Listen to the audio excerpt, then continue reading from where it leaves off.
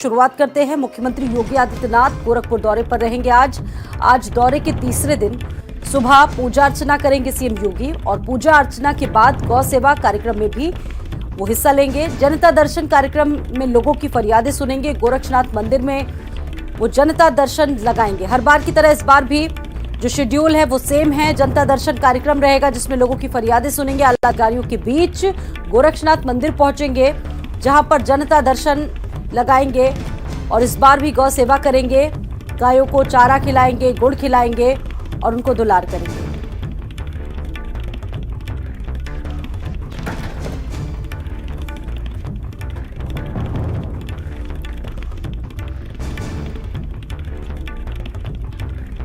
और विकास शाही का रुख करते हैं। गोरखपुर से हमारे सहयोगी जुड़ चुके हैं इस पर और ज्यादा जानकारी देने के लिए। विकास, आज जैसा कि इस दौरे का तीसरा दिन खास रहेगा, जो शेड्यूल है वो सेम रहेगा और इसके अलावा क्या कुछ और जो हाइलाइट्स है वो इसमें रहेंगी? जी स्वाति जी, आपको बता दें सीएम योगी जब भी गोरखपुर में रहते हैं तो 2 धर्मों का पालन करते हैं। सुबह उठते हैं, पूजा अर्चना करते हैं तो महंत के रूप में नजर आते हैं। उसके बाद प्रदेश के दूर दराज कोने से आए हुए फरियादियों की फरियाद सुनते हैं और लोगों को विकास की योजनाओं की सौगात देते हैं तो वो मुख्यमंत्री के रूप में नजर आते हैं। ये आज उनके दौरे का तीसरा दिन है। सुबह उन्होंने पूजा अर्चना की, गौ सेवा की और कुछ ही देरी के बाद वो गोरखनाथ मंदिर में जनता दर्शन कार्यक्रम लगाएंगे। दूर दराज से आए लोगों की फरियाद सुनेंगे क्योंकि फरियादी जानते हैं कि जो थानों तहसील पर सुनवाई नहीं होती है, अगर सीएम योगी एक बार उनकी फरियाद सुन लेंगे तो उनको न्याय जरूर मिलेगा।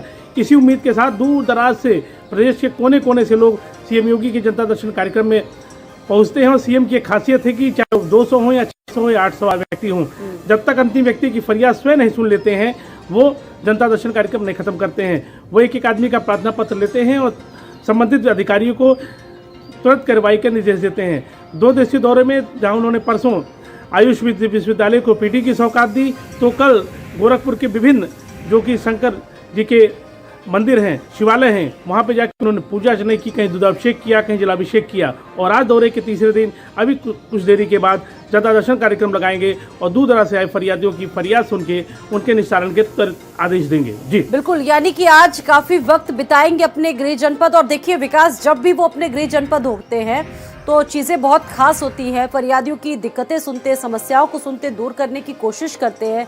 साथ ही साथ वक्त अगर गोरखपुर में बिताते हैं तो गोरखपुर वासियों के लिए भी ये बहुत अच्छी बात है।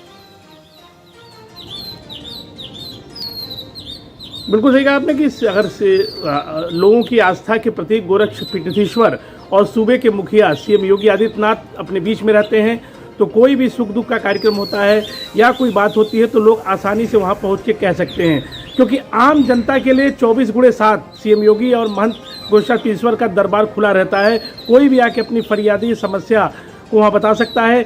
वहाँ पे अगर सीएम योगी नहीं मिलते हैं तो वहाँ जो ओएसडी हैं, अन्य अधिकारी हैं, 24 घंटे फरियादियों की फरियाद सुनने के लिए मौजूद रहते हैं। सीएम का साफ उद्देश्य है, क्योंकि सीएम जब सांसद थे तब भी जनता दर्शन कार्यक्रम लगाते थे, फरियादियों की फरियाद सुनते थे।